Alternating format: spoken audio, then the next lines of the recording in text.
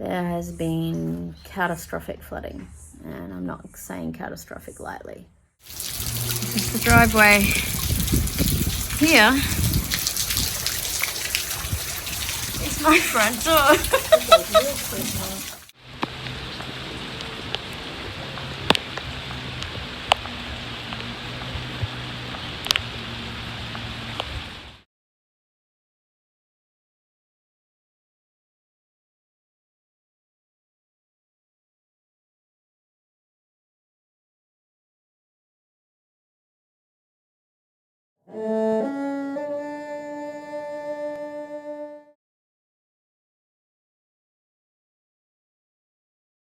It's been a big day of cleaning. I managed to clean out all of the garage floor. There's still a lot of stuff to like actually wash and hose down. So yeah, it's huge. It's the sun's starting to go down. It's nice and bright through here because the sun's setting over that direction, but it's a bit dark downstairs and in the house now. There's still no electricity. The electricity went out about, let me see, Monday morning, early morning, and it's Thursday now, so quite a few days. So Adam, my ex, Alexis's dad, has put us up, all of us, Riley, myself, Alexis and the dog, up at his house, which is further up the hill, and lots of us there. And it's just as well that we have all the camping gear, because between the two of us, we have 3 camping fridges and 2 batteries to run off and 2 solar panels. I heard this afternoon that the electricity went back on up the hill. It was pretty tricky balancing the power needs between 6 adults, 2 kids, 3 cats and a dog for the fridge. Yeah, it's been tricky, and it's been a tough few days, that's for sure. It's pretty rough, actually.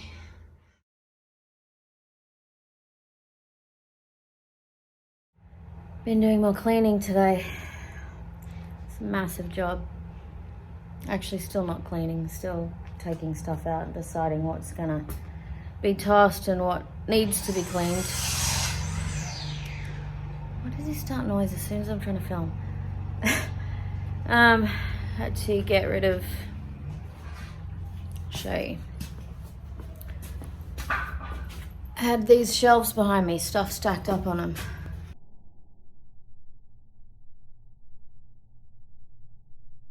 Top shelf was the only one that made it, and all the wood from all of those shelves had to be tossed, and they were starting to go mouldy today. Really? Anyway, that dude's actually been really helpful here, so I guess I can't complain. Might actually be helping some other people build something, I don't know. Still feeling a bit emotional. I mean,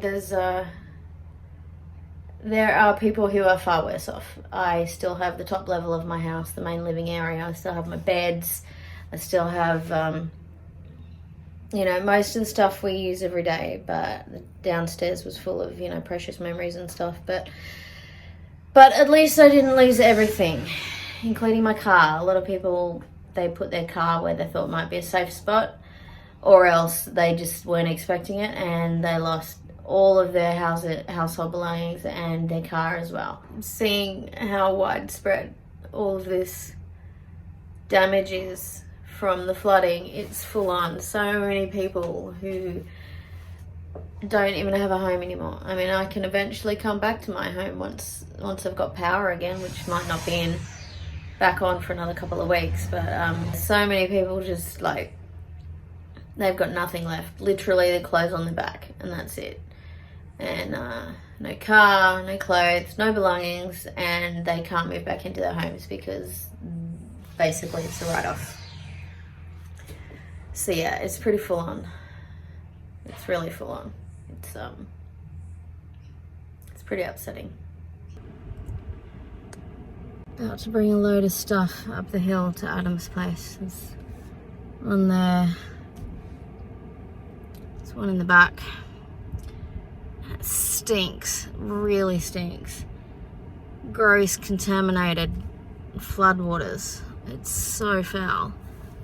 It's just such a gross smell, but it's hot and there's mosquitoes, so I've got the windows shut with the air conditioning on.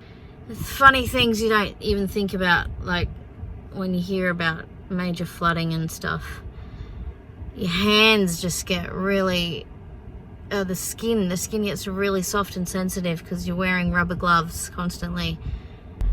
And I've got like little bits where, I don't know if you can see that there, little bits where the skin, you can't really, sort of comes off kind of like a blister just from using your hands because they've been like wet constantly. It's funny little things that are annoying and frustrating over the top of all the big things when you're doing something like this. You gotta be really careful too, because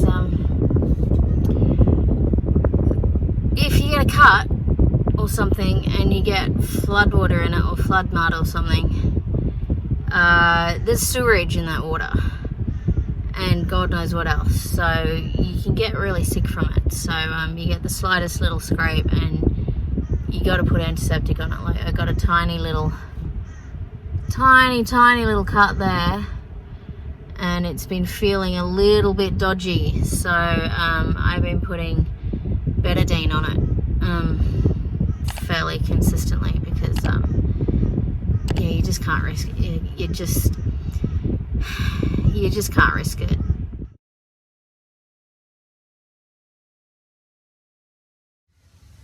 So I thought my upstairs had been saved because the water didn't come up to the top level, which is where all our day-to-day living stuff is. But we came here yesterday afternoon to clean out the fridge because there's been no power for like 6 days. Well, it's 7 days now. We got rid of everything. Anyway, make sure that stays open. Here's everything piled on the benches to try and save it if the water came up really high.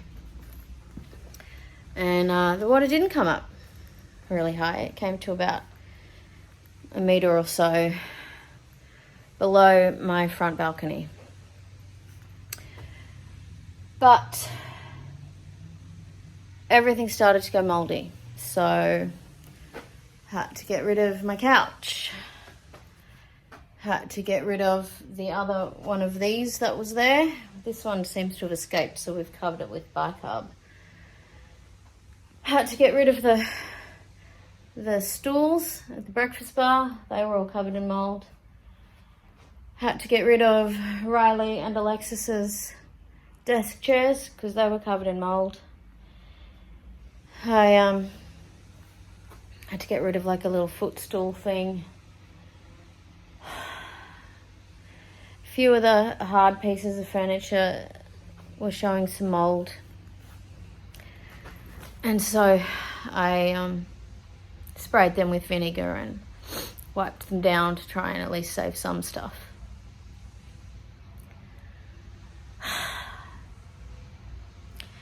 And just before I doused the particle board stairs to try to avoid them going mouldy, because it's like any second now they're just gonna like bloom with mould and the entire upstairs will be affected by mould, and that would really suck.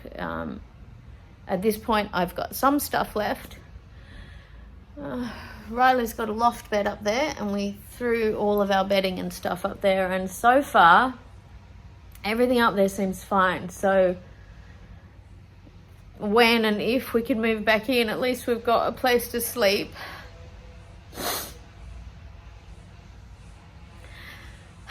The real estate agent has been a pain in the ass. I won't go into that story. I'll just start swearing if I do. Oh man, it sucks. It sucks so much. I mean, I've got a home to come back to, probably. So I'm still a lot better off than a lot of people around here. I'm really, really thankful for that. It's just really annoying when I thought that everything would be okay up here. And I was so relieved that the water didn't reach the top level after all the devastation downstairs and getting rid of 95% of everything that was down there. And then comes the goddamn mould and stuffs up a whole lot of other stuff. Anyway, it just sucks. It sucks for everyone. There's so much devastation around here. It's awful. The first time I went driving around the streets to run an errand or get some food or something, my glasses are fogging up. Ugh. The first time I went out on the streets, drove around to go and do something that I needed to drive to, seeing just piles and piles and piles and piles of everyone's belongings just put out onto the side of the road. It's really confronting. I mean, I know I've got my own massive pile at the front, but just seeing the extent of how many people have been affected, it's heartbreaking. It's awful. And as upset as I am at the stuff that I've lost, especially the sentimental things, it kills me knowing all the people who are even worse off. They've just lost everything, you know? And it's just the whole...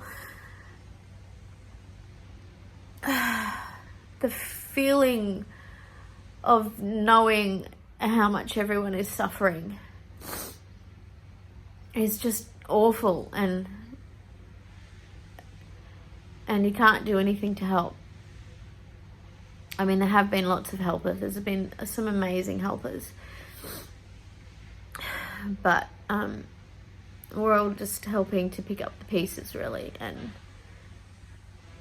mostly everything is gone. And we're just trying to help people survive and not suffer more. But anyway, so some of the helpers have been fantastic. I've had help from the people who live in the same block of units here. I had help from random people who live up the same street. They just rocked up with a broom and gloves and went, "What can I do? Let me help."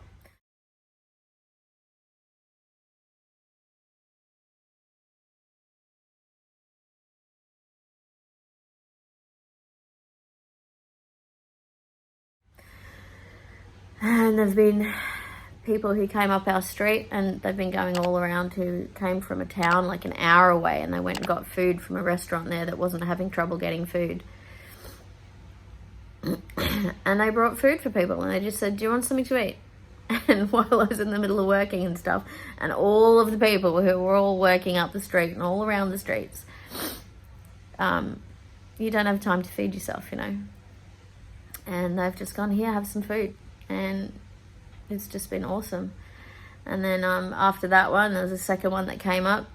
Oh, the first people who had the food from the restaurant an hour away also were towing a trailer with fuel in it, with petrol and with diesel, because fuel has been hard to get because a lot of trucks haven't been able to get through.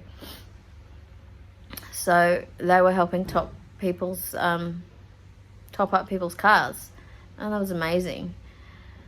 And the second lot that came around, they were like in a dual cab ute, and they had the back seat just piled high with pizza from just a bit out of town. And they just said, "Do you want some pizza?" And I said, "You don't happen to have any vegan ones, do you?" And they said, yeah, we do." And I went, "Oh, bugger, we just gave them all the way down the street." And then one of my neighbours here, who grabbed some pizza for them, because no one here has any power yet. There was some garlic bread on top, and I went, "Yeah, I'll have some garlic bread." And that was my lunch, so that was awesome. And yeah, so the food situation has been terrible. I mean, it's slowly improving, but because a lot of the roads were impassable, trucks with food on them weren't able to get through. And So everyone was kind of like rationing their food as best as they could. And because in the main town here, everything's gone. Everything in town is gone, completely inundated. Most probably like 5 grocery stores, all gone. And so because everyone in town was then going further up the hill, those shops there were running out of food. And it's a big supermarket. They actually had to close the doors because they had no food left. Which, that's just full on. That's unheard of around these parts anyway. And cleaning products. They were all out everywhere. Just empty shelves of cleaning products, empty shelves of food basics. Yeah, it's pretty full on. I mean, I'm safe. I'm up the hill at my ex's house. A really full house there. There's normally 2 adults and a kid. And currently there are 6 adults, 2 kids, 3 cats, and a dog. So it's been a bit full on there. With so many people up at Adam's house, the plumbing there is a bit dodgy at the best of times, but with the extra load, so to speak, it's not been coping. We haven't been able to use the toilet. So I set up my camping toilet. So freaking glad that I have that. Was considering selling it, but boy am I glad I didn't get rid of it. So the toilet's now not working. Yeah. So thank goodness I have my camping toilet here. This is the stuff we use to put in there.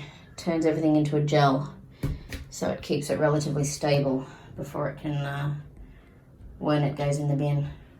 So that's not been fun either, but I mean, geez, thank goodness we've got it. There is power up the hill, so we've been able to do some washing and stuff.